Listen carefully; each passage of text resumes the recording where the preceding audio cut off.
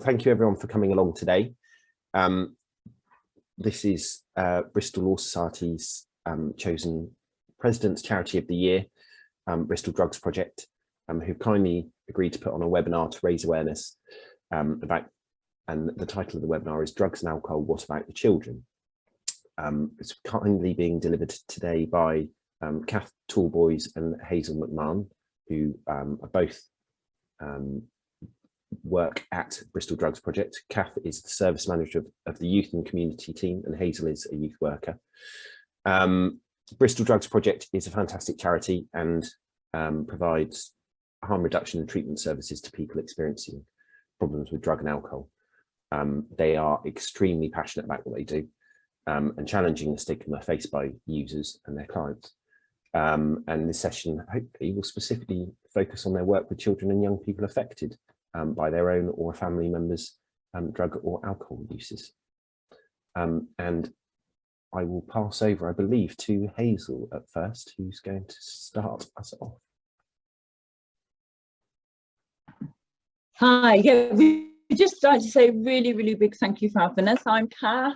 I'm Hazel. We're going to look, BDP's been going around 37 years now. We're in our 37th year, and we're going to spend today talking a little bit about, I suppose, some of the real current stuff that's around young people and substances. So Hazel's going to look particularly at our New Leaf project, which is particularly working with young people's substances and exploitation, and has a link as well to our children affected by substances, which I'm going to spend a little bit of a focus on after. So thank you.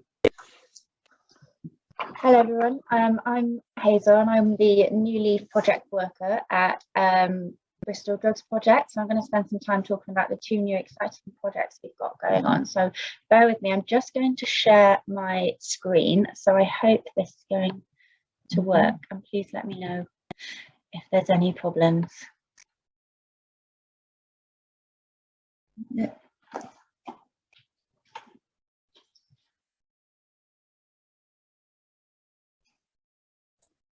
Nothing's come up. It says that you're sharing, but nothing's appeared on my screen anyway. Has anything come up now? It started, it's come up on my screen now. It took a while to load. Oh, yeah. Is there anyone? We're there. Yeah. Okay. Perfect. Yeah. Great. Okay. Just get in position. So New Leaf is one of our projects that went live in March 2020. So I was just going to give a brief overview of what it is and kind of its conception, really, like how it came about and what it does. So the main link between New Leaf and kind of substances, we all work with young people. The youth violence link. So as recognised within the new National Drug Strategy, From Harm to Hope, serious and organised crime, and with it youth violence and exploitation, is intrinsically linked to drug dealing and drug use. So the link here was recognised between serious youth violence and exploitation with drug use and drug dealing, which is really important, really. So from there, BDP were kind of welcomed in to more conversations around keeping Bristol safe and Bristol's violence reduction unit. So I'm not sure if anyone's heard of Safer Options, but they are Bristol's harm reduction unit for young people. And what this is it's a meeting of professionals ranging from social work, school inclusion managers, youth offending teams, police, youth workers. And the idea is it's aimed at reducing youth violence and trying to create kind of specific care packages for young people to try and kind of divert them away from the criminal justice route. So it's really kind of imperative that now drug and alcohol has been given a bit of a voice in there as well, and seeing that as a link. So this allowed BDP to recognise the need for the New Leaf project, and it was successful with an application to the CHK Foundation, which is we were offered 2 years funding, so from 2020 to 22 for a part-time worker. And so this went live in March 2020, which probably I think is kind of etched in everyone's minds, because that's obviously when lockdown happened. So it probably wasn't the best time to start a new project where we were trying to engage hard to reach young people who were potentially involved in child exploitation. However, we launched it, and actually it's been really successful, and the start of other projects. So that's been really, really great. And we're still going. So New Leaf remains working, and we're in close partnerships still with safer options. So we do that influence of substance use and its impact on family and family members. We take direct referrals, and we contribute to the wraparound multi-agency support that we give to young people in Bristol. We also provide advice and training for partners, and we support community meetings. We've also been doing a bit of consultancy as well, which has been really important if we're working with a young person who's particularly hard to engage, but they do have one trusted professional they're working with. We can offer consultancy to that young person through their youth worker, so that they're still getting some support. Okay. So a bit about what the project does. So the project works assertively with young people with a problematic relationship with cannabis use. It targets those most at risk from child criminal exploitation in conjunction with extrafamilial harm, such as child sexual exploitation, serious youth violence, and knife crime. So when I'm kind of talking about child criminal exploitation here, that's when we're talking about things like edge of gangs, young people getting involved in county lines, that kind of exploitation where young people are getting groomed into drug dealing, really. So I think what I've been doing in my sessions really is kind of exploring with young people how their personal cannabis use can make them more vulnerable to CCE. And by CCE, I mean child criminal exploitation. So this is kind of how they can become pulled into it unknowingly, and how that kind of grooming system works with older kind of drug dealers, and how they kind of try and pull in the younger people. And I think the main thing that we talk about really is kind of risk of drug debts and things like that, where cannabis has reduced their choices in making positive decisions. I talk a lot to young people about how their cannabis use, if it was increasing, for instance, a lot of people spend too much money on it, and that's where they can get into drug debts. So something I see all the time is young people's cannabis use going up, them going to their dealers saying, I can't afford this, their dealer letting them off, and saying, actually, instead of you paying me back next time, this time, actually, can you hold this for me? Can you go and sell this for me? Can you take this, or can you go there, go somewhere for me? And all of a sudden, they've kind of unknowingly been kind of pulled into a bit of a drug debt. And that's where you can see a lot of young people getting into problems with it. And I think over lockdown particularly, we saw a lot of people's cannabis use going up just through boredom, not having the same routine that they normally did through school as well. And a lot of vulnerable young people became more vulnerable, and a lot of sort of eyes that were initially on them, potentially through school or education, weren't there anymore. So a lot of more young people became more vulnerable to these kind of risks. And I think a lot of people became isolated as well. So that became another vulnerability that older people kind of used to groom young people with. If they were particularly isolated, they'd pull them into a new group, a new sense of belonging that at that time was really important for those young people. So it's kind of exploring that with young people and exploring those vulnerabilities in a way where young people kind of engage with it and take control of their cannabis use and try and reduce that themselves or completely stop. So that there were the two kind of main aims. The project targets at-risk and risk-taking young people aged 11 to 19. Young people are supported by one-to-one work and also small group work. This project is really flexible in that we can actually see young people for up to 6 months as well, which I think is really important to really try and build those positive relationships that young people have with professionals, and also show how flexible we can be. If young people need to be open with us for longer, we can do that. So that was really positive. So one of the things we did in this project that was slightly different to our kind of core BDP youth work that we do is personalised rewards, which encouraged engagement. We were trying to engage a group that was notoriously difficult to engage, you know, young people who really weren't engaging with professionals, who were really engaging with kind of risk-taking behaviours, on the edge of gangs, people kind of, you know, things like they might not be in school, they might be going missing, you know, lots of things that were really high risk, and also means that they were harder to engage. So this was really encouraging, and it was a way of celebrating achievements as well. I think initially it was going to be used as a way of creating sustainable goals and then celebrating those goals and moving forward. Due to lockdown, it kind of took a bit of a different route, and it was more of an initial engagement lure, I guess. It was mainly used to kind of send food really to people who were at home, and as a way of like, come and have a session, we'll talk to you on Zoom, we'll talk to you over the phone, and whilst we're on the phone, I'll send you some KFC or I'll send you some Burger King.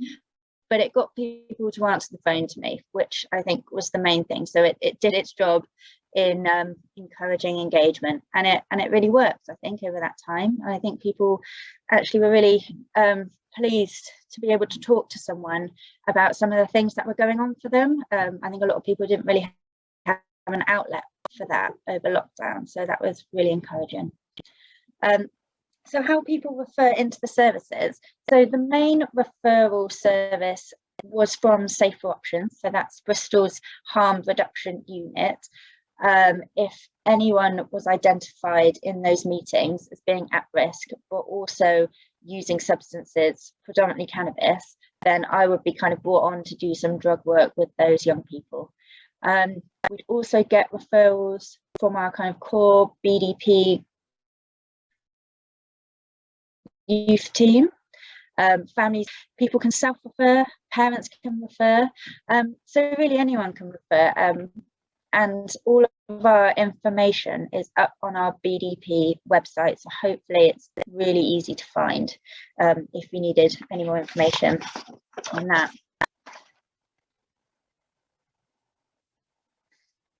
So since its launch in March 2020, we've seen a grand total of 123 young people in Bristol, which I think really shows the need for this type of project, and also kind of what's going on with our young people. There were, you know, 123 people, probably over 123 people that were using substances and involved in that kind of serious youth violence and risk-taking behaviour.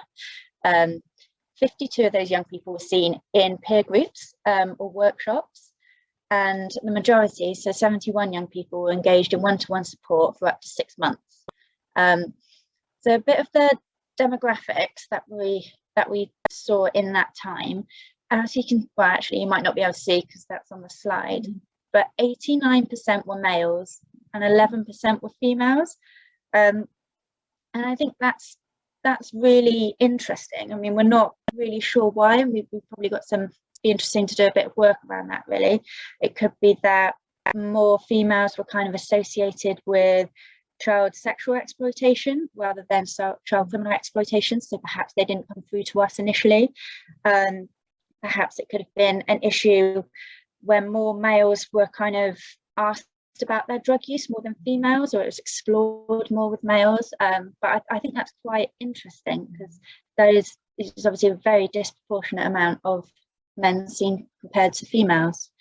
The eldest person we saw was 19 and the youngest was 11, and I think that number of 11 years old is obviously quite young, which I think is really interesting. the cohort of people we saw, I think, reflects Bristol's youth diversity. So we saw 34% of referrals were from African, North African, African Caribbean, and African Caribbean dual heritage.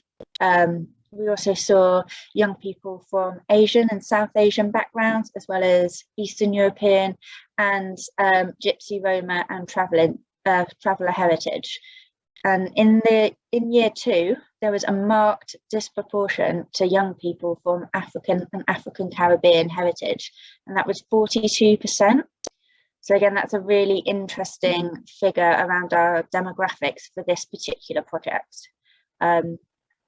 No one identified as having a disability, a faith, or as being part of the LGBTQ plus community, which is quite interesting.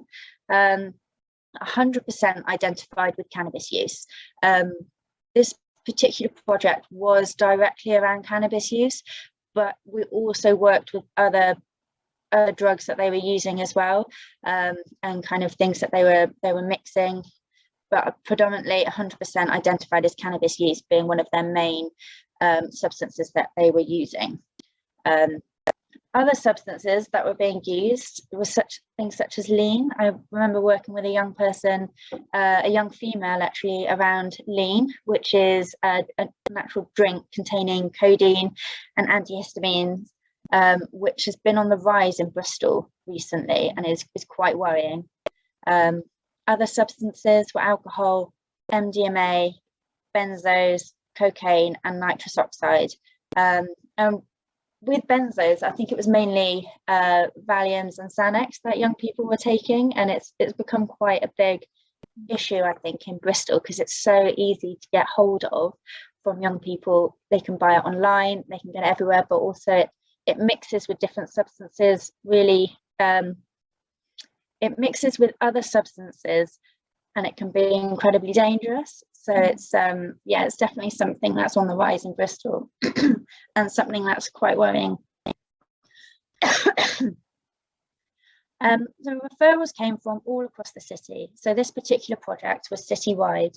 There was an emphasis at the start on East Central Bristol, as that's where Safer Options was launched initially. It was launched there 6 months ahead of the other areas in Bristol. However, over the 2 years, our referrals consisted of East Central, North, and South. The first year, it was predominantly South. We had 38% of our referrals from South. However, the second year, it was 56% were from East Central, which is quite interesting. The first year, we were all in lockdown, the majority. The second year, we were back in schools, it still wasn't normal as such, but in terms of education and being able to get around the city, that was a bit more normal. And again, the referrals were from an array of sources. So we had local youth services, early help, children's social care, and our other Safer Option partnerships, as well as GPs and other health professionals. So what difference has it made? So this particular project, so this is mainly around the 71 young people that we saw face to face. So we work with a number of different kind of targets and aims that we work with the young people. We've got, so we had 7 that completely ceased using cannabis at all, which I think is amazing, because for these young people, sometimes some of the things that they would say at the beginning of our sessions was cannabis was all I had. You know, the way that they were groomed meant that they had lost a lot of other things that they kind of enjoyed in their life. You know, sometimes seeing friends, those friendship groups, relationships with parents, relationships with sports or other hobbies. So then it became a situation where their reliance on the cannabis grew, and you were working with them around reducing that dependence on cannabis. So the fact that 7 young people completely stopped using cannabis, I think was amazing. We had 27 who reduced their cannabis use, and 29 that reduced the harms of using. So this is something that we work with quite closely in BDP, or that it forms our ethos really. We are a harm reduction organisation, so we are about helping people to become independent from their drug or alcohol use.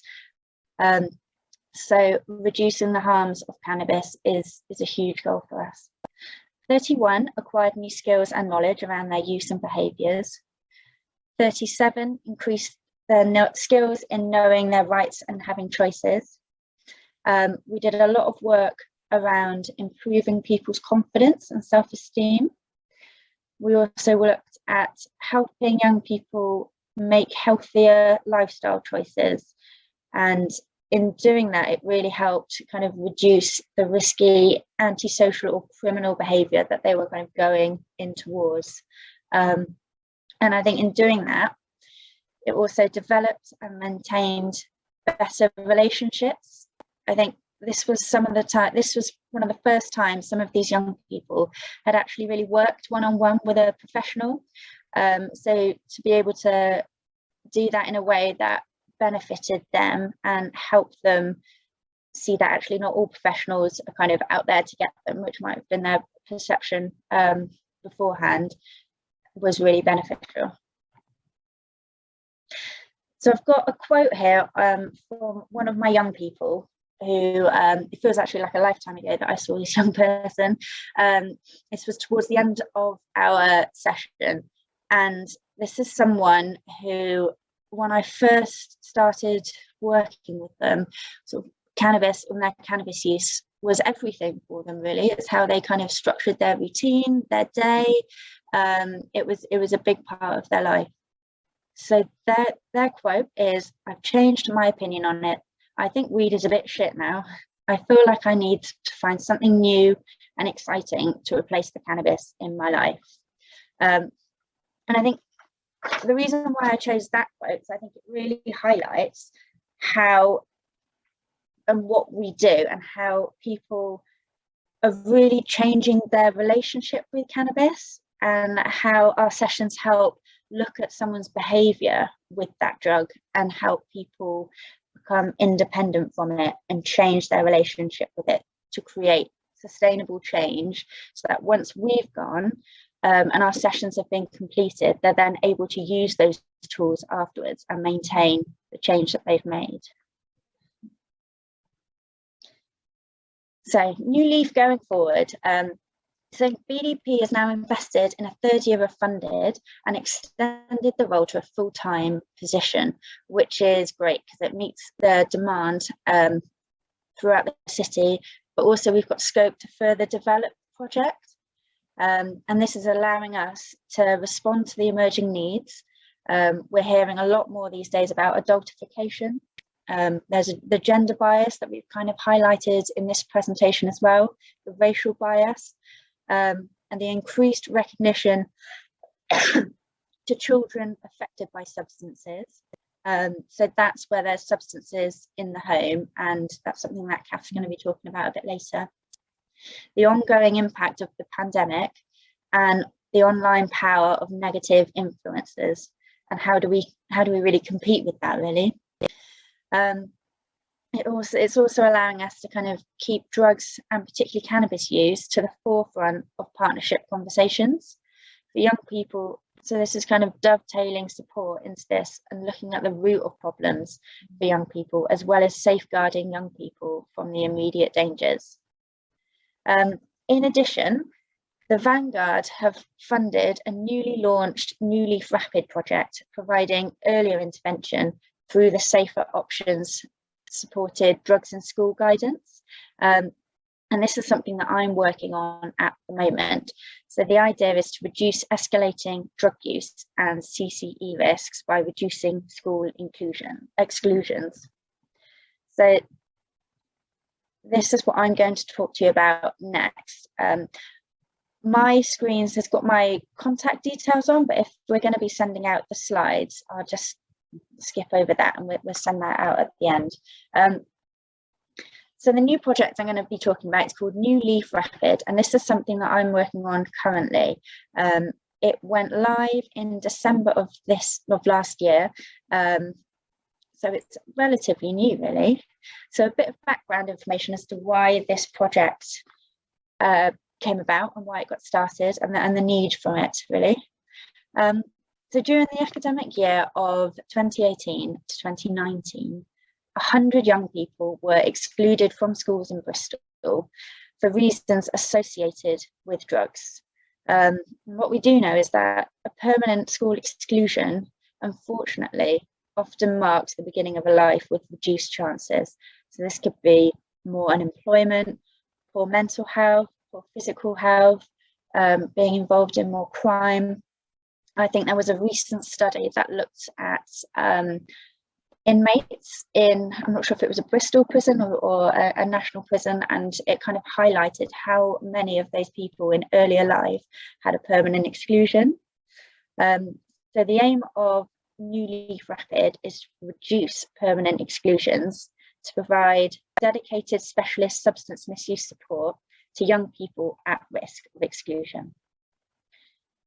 This project directly supports the new Bristol's Drugs in Schools pathway, which was launched this year through Bristol Inclusion Managers from Safer Options.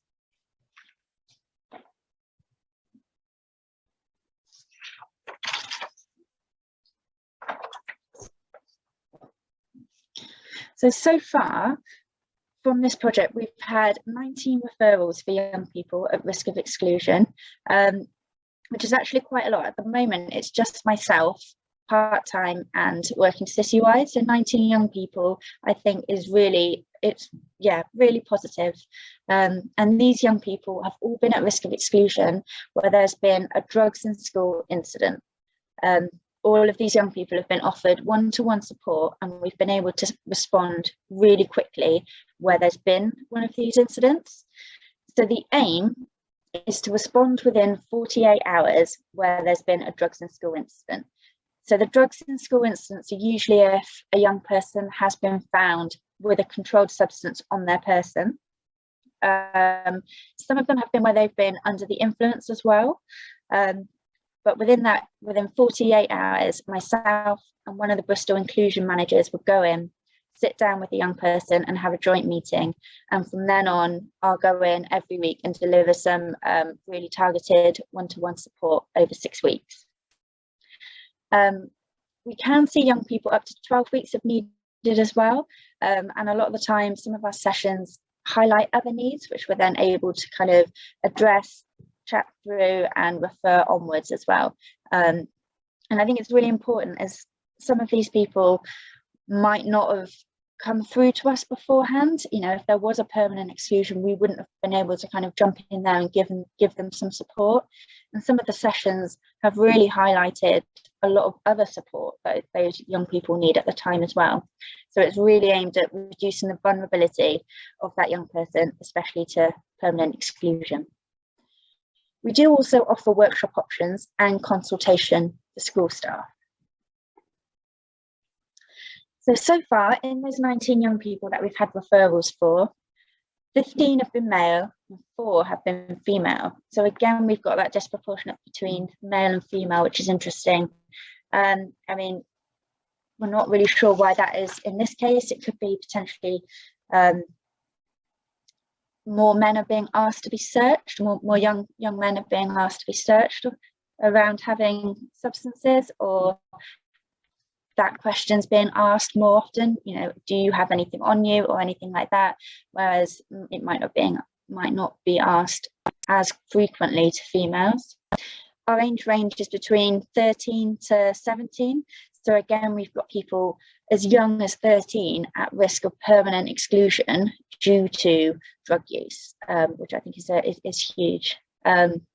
Diversity, again, we've got 11 white British, 2 dual heritage, 1 white, other mixed background, 1 Black Caribbean, and 1 Asian Pakistani. So we've got, again, quite a diverse mixture of people in there.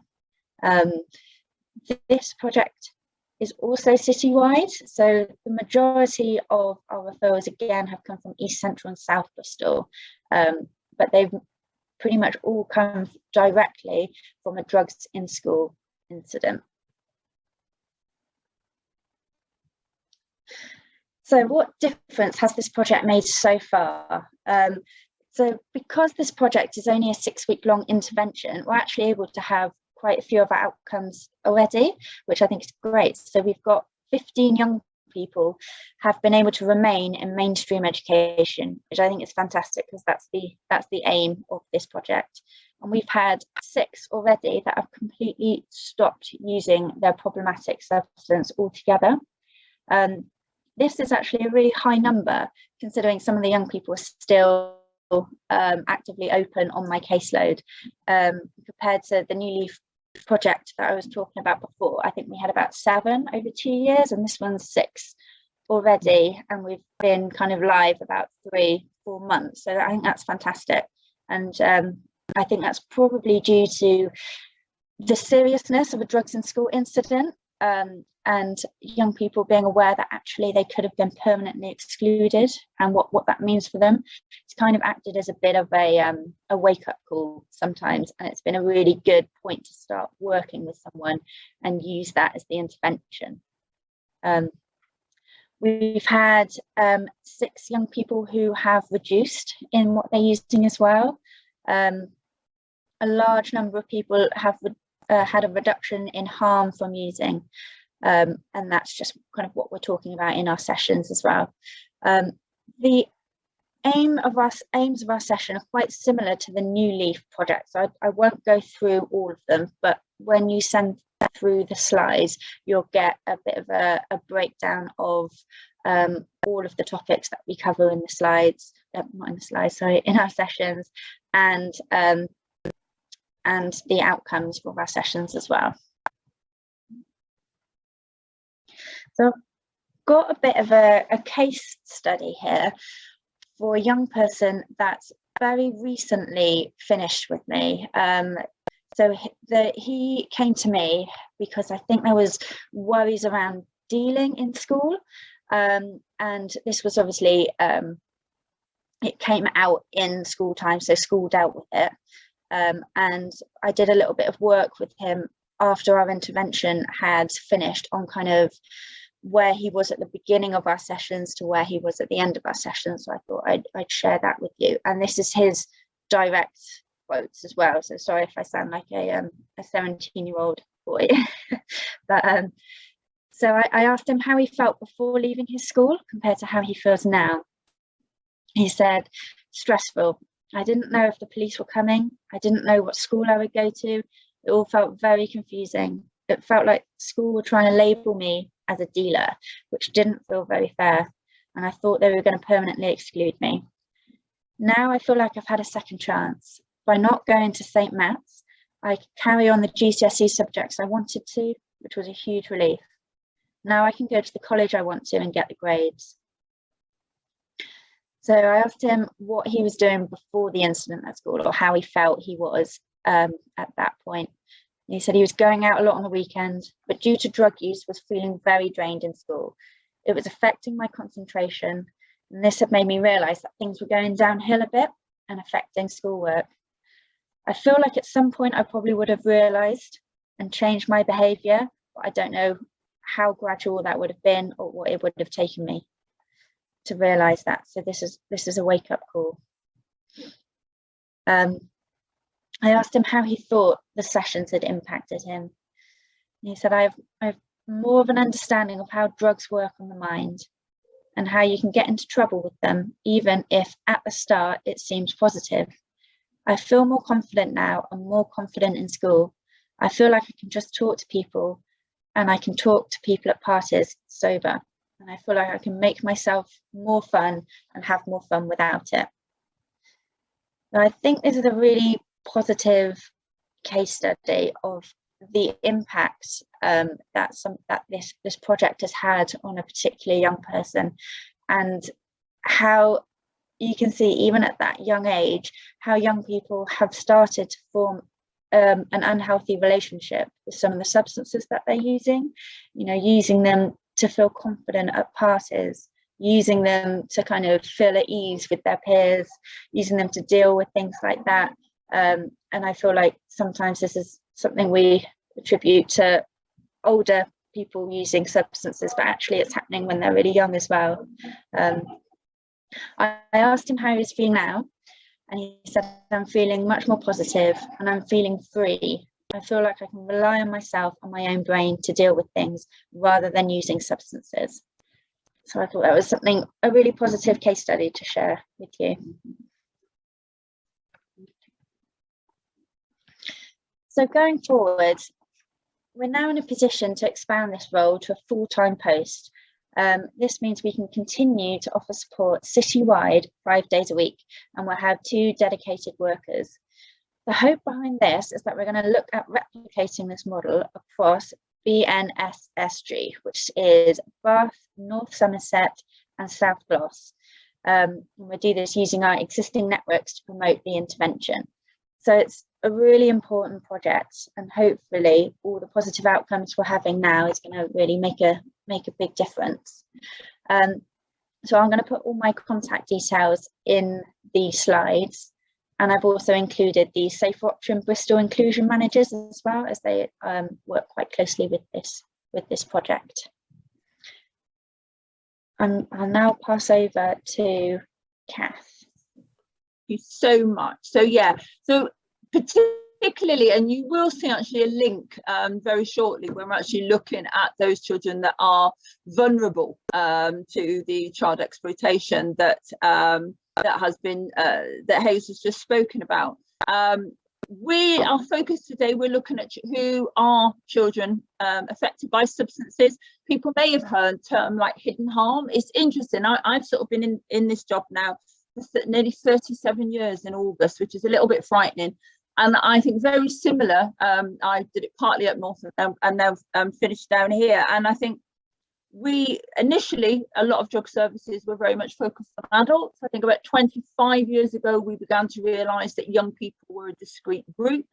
And then probably 20 years ago, I'm working at the timings now, we also realised that there was another group of young people, and those that weren't as identified, I think, in all our work with the children affected by substances.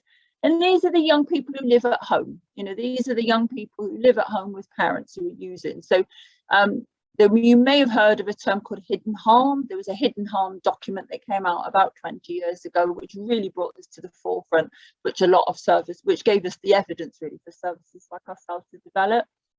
So I think looking a little bit about the impact of familiar alcohol and other drug use on children and young people, we have to look at the influence of the pandemic, and also I suppose looking at what we can do. And I suppose that's about that whole emphasis, you know, it takes a village to raise a child. Thank you. Next slide, please.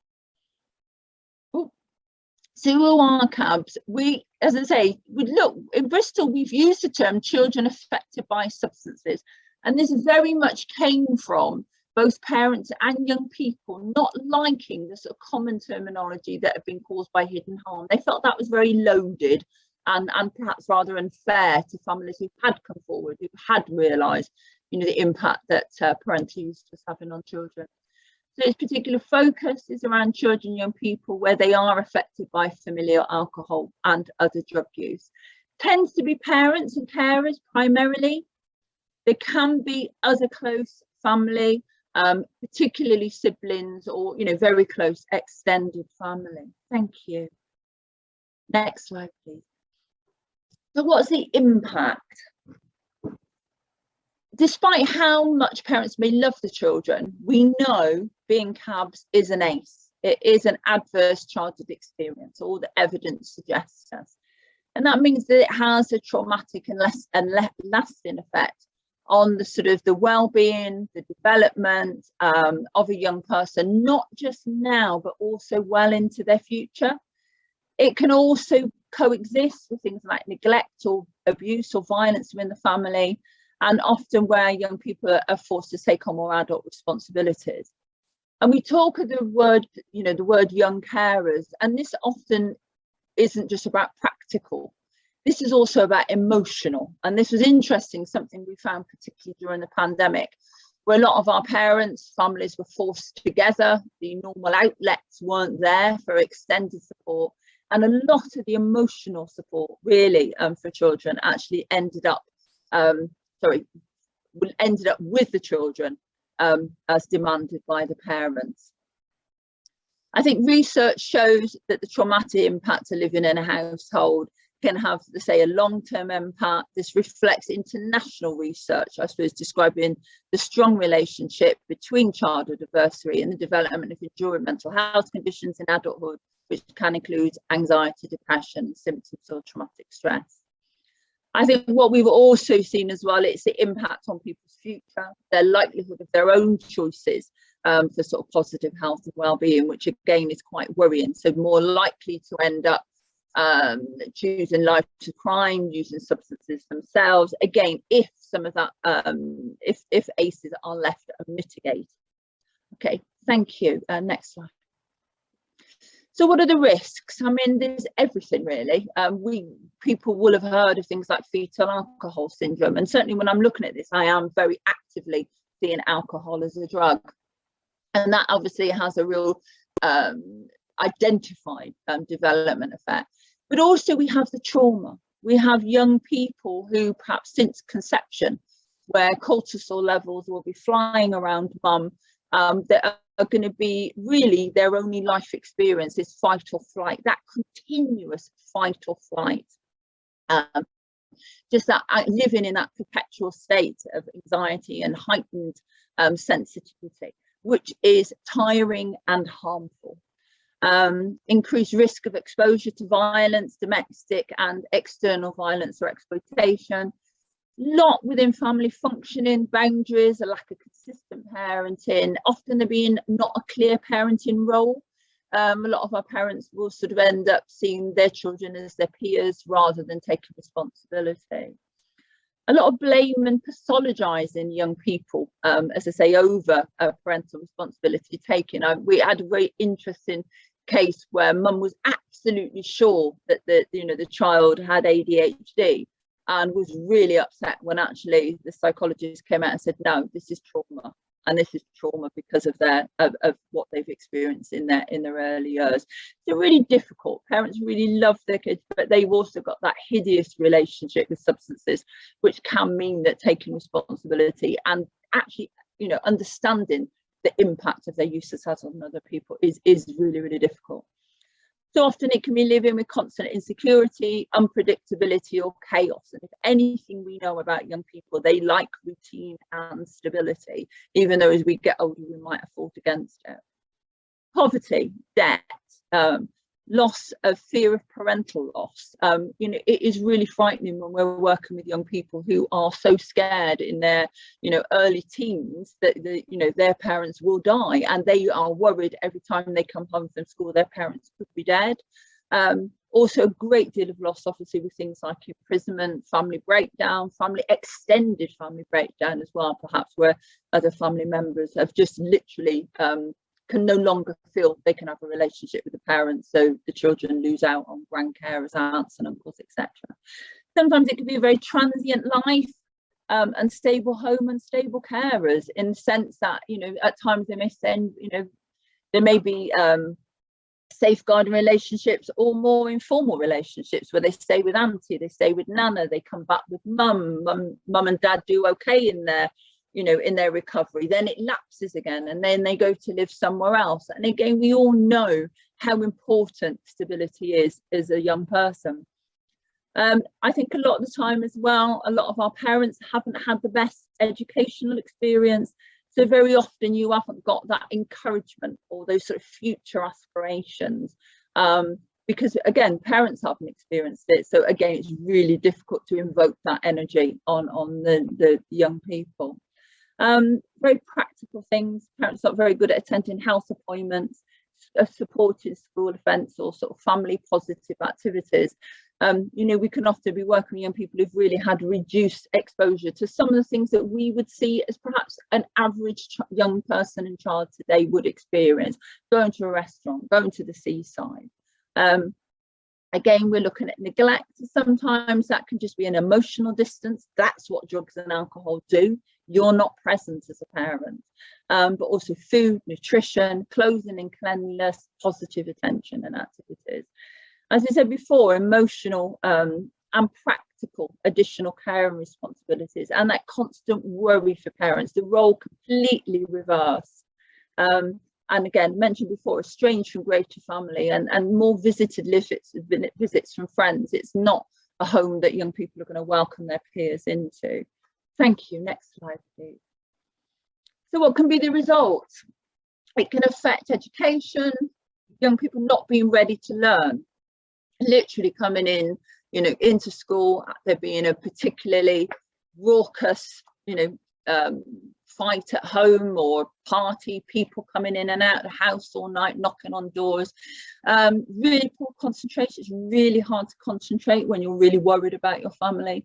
Again, mentioned before, limited parental encouragement, and schools not understanding or managing behaviours.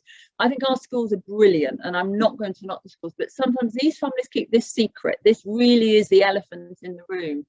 And most schools do know, and with help from ourselves, we work very closely together, so they do. But sometimes just understanding that a young person's behaviour may be not acceptable in school, but the reason behind it is obviously from what they've experienced at home, either recently or that enduring trickle that they've been exposed to. And one of the things we've looked at with New Leaf Rapid is that when we're looking at exclusions, we will also include where we know a child is CABS and it's been behaviours related to CABS.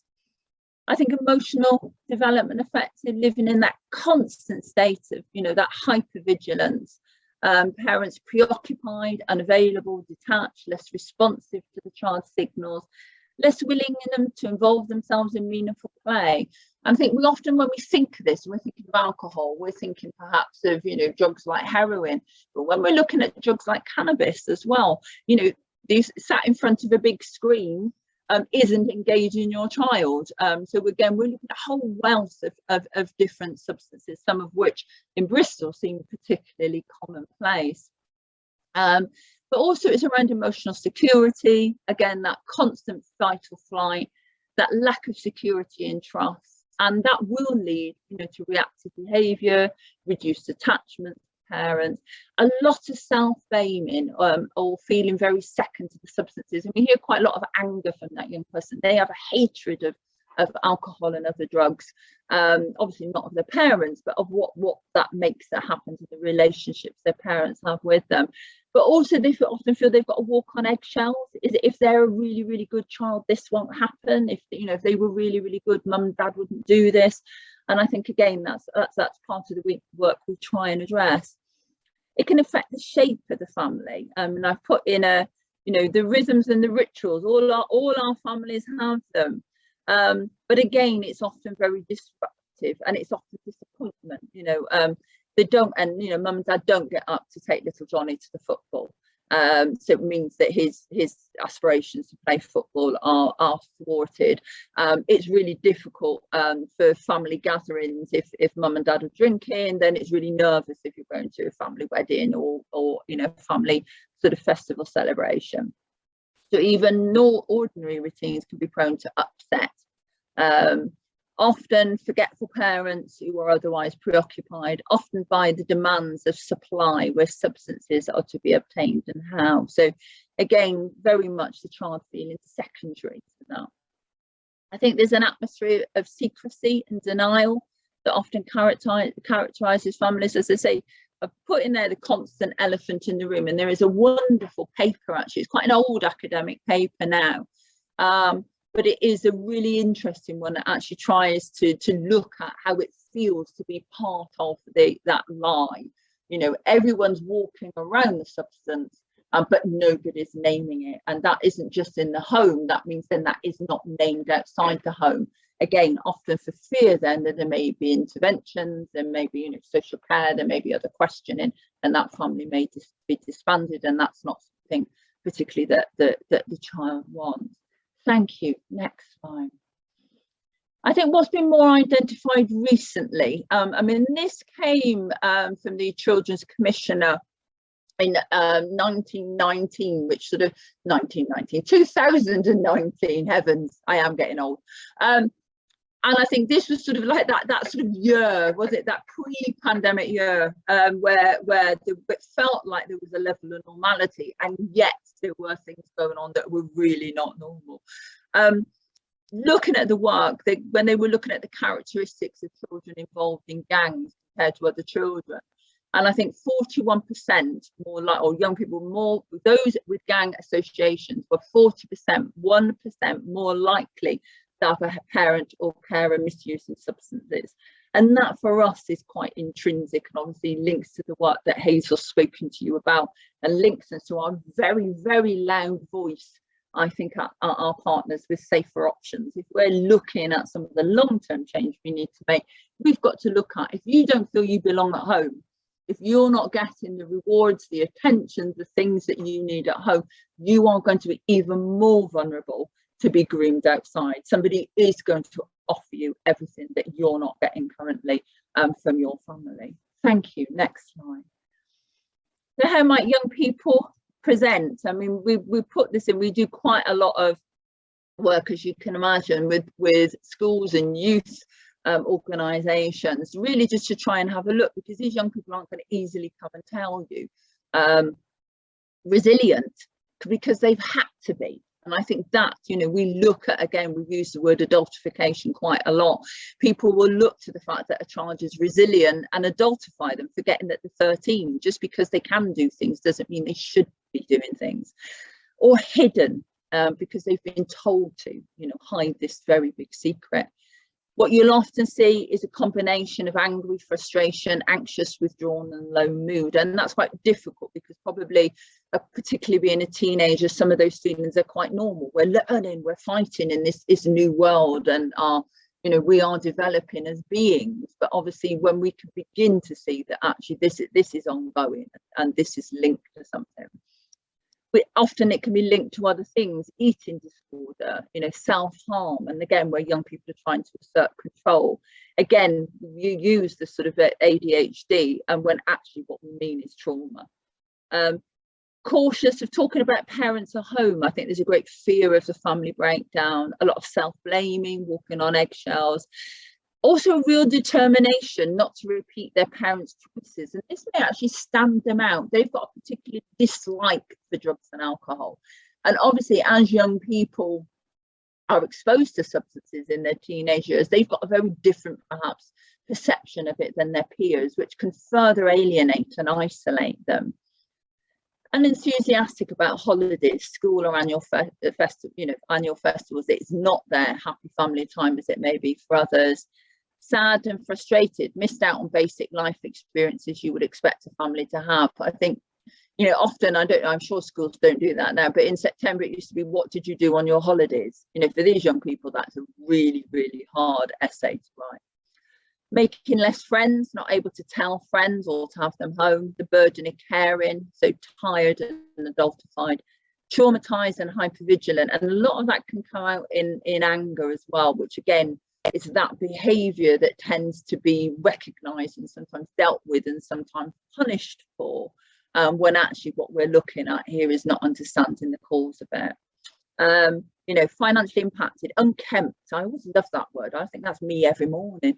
But also a role confusion. Who is the parent? You know, who is having to be the parent in that home?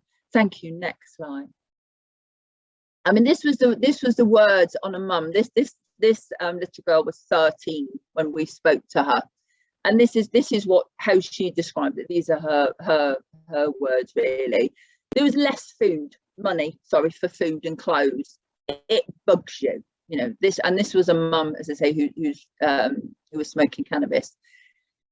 This stink, I'm breathing it in, you know, we're coughing, brother has asthma, it's impacting them, it's unhealthy, it's not safe smoking in the car, too much time in bed sleeping and then told to be quiet, having to fend for yourself, treading on eggshells, parents then overreacting, no days out, tell her to stop, not heard, no change.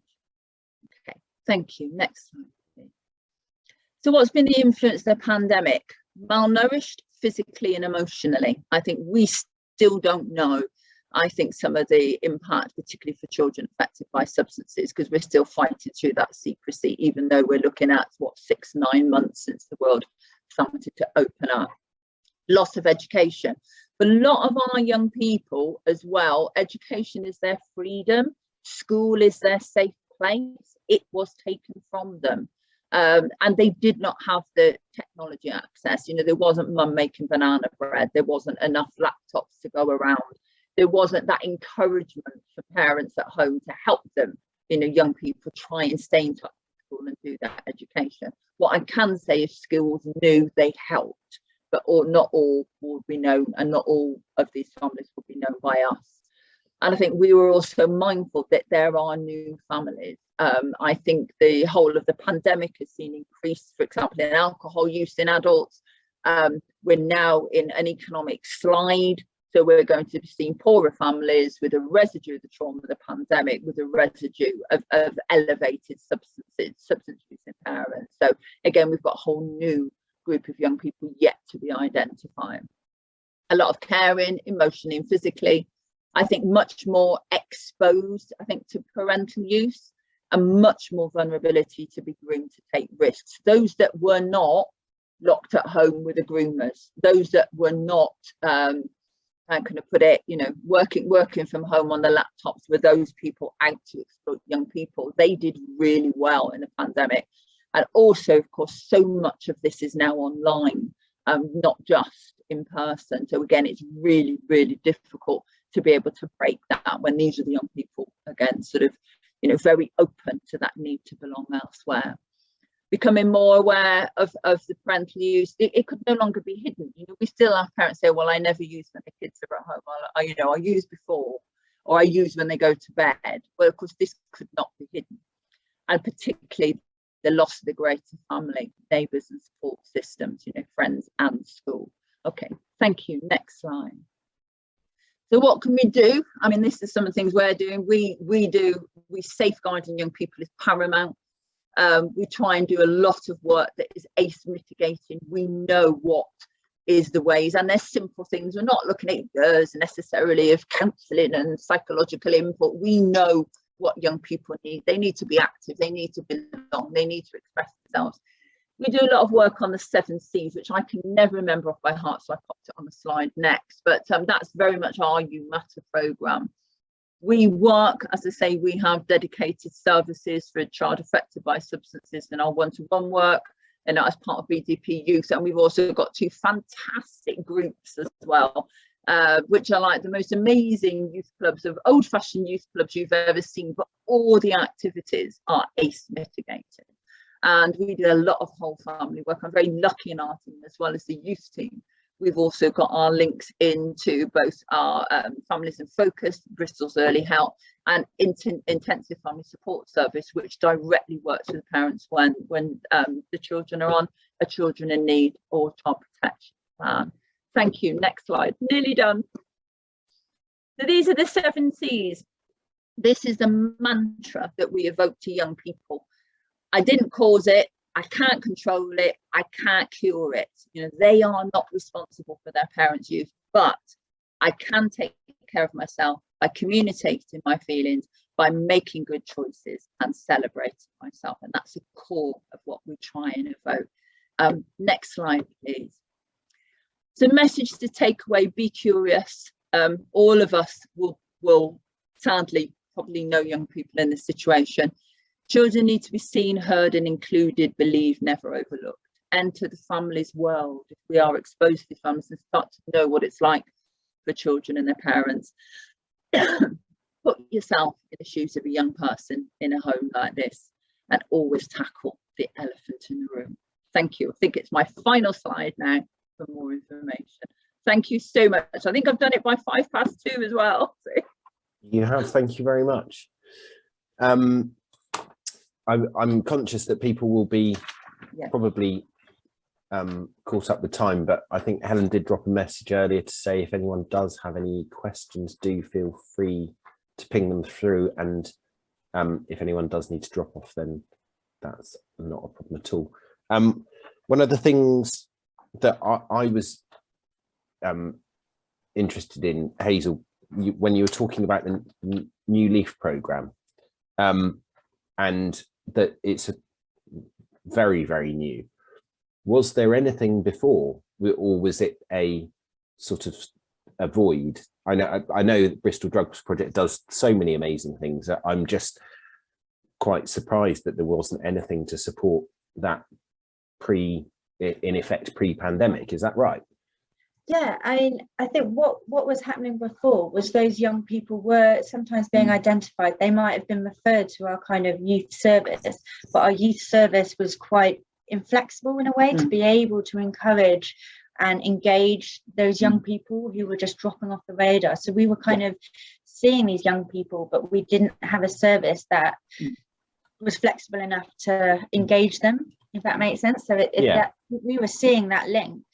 And it was one of our colleagues really who kind of came up with that service, was like, we need a service that directly works with cannabis and young people at risk of exploitation. We can see these young people, but we don't have a service that fits with their needs. So that's how New Leaf kind of came about, really. And in obviously you spoke about there being an uptick in access needs during the pandemic. Have you seen the reverse, in that there's been a tail off post-pandemic, or is that just not reflecting the reality of the situation? It's just that there was an uptick and it's continuing to go up. It's still there. Yeah, we're not seeing, I think our safe options teams and things are there, and I think just seeing the New Leaf Rapid and just seeing how quickly referrals have hit that, I think shows. I think one of the things we're trying to do with New Leaf Rapid is capture young people further upstream, if that makes sense. So we know exclusion will be part of the link to them then going on to being vulnerable to criminal exploitation. If we can now reduce the exclusions, hopefully we're stopping some of the young people ending up needing our original New Leaf project. But at the moment we're not seeing any great lessening. I think in Bristol at the moment there is such, although we haven't got normal county lines in Bristol, we have got very high level young people involved in criminal and child sexual exploitation, and thankfully we've got a system that is there to work together to protect them, of which New Leaf is an addition. And Kath, you spoke about or the example that you gave of one of your clients, and how drugs are put before what I'm sure most people on the call would just assume is everyday living costs. Is that something that is more likely to be, or is that something that you're gearing up as a concern as the cost of living is now starting to ramp up quite rapidly? And that's so we're seeing more families, aren't we, being pushed into poverty, and that is only going to have an effect, and we're still seeing families who are economically, I think, and emotionally still coming out of the pandemic as well, and the lockdowns and the homeschooling. It was really hard for the most fully functioning able families. We've had colleagues who if you mention the word homeschooling to them, they will still shake, and they're drug workers. And I think, we are looking at families that have not got that sort of resilience, second, third generation of families, but that resilience is just not there. And now we're looking at any economic downturn where even more children are going to be turned into poverty. And we're certainly not seeing any decreasing in substance use. I'm just seeing if anyone has fired before I just keep rattling off questions at you. Well, I haven't seen any more come in, but I can only thank you both so much for talking about all of the amazing work that you do. It's I think I said this when I first introduced Bristol Drugs Project to BLS. It's amazing the work that you do, but it's also quite a surprise to a great extent that how much of this is on all of our doorsteps and within the community that we work and we live. And it's something that we as a legal community can really hopefully get behind and help you raise some funds so that you can do your best to help people in need. So thank you very much for your time, and thank you very much for talking to us today. Thank you.